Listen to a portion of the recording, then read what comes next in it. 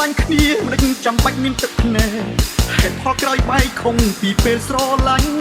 មុនដំបងផ្អែមចុងក្រោយល្វិញចត់ទៅវិញម្នាក់ដើរចេញម្នាក់នៅយំកន់ឡើងចាំបេះដូងឈឺរហូតព្រោះមិនមែនជាថ្មស្នេហ៍ស្មោះសរប្រែល្អក៏ឆាប់រហ័សអូនសុំបែកពីបងទាំងគ្មានហេតុផលច្បាស់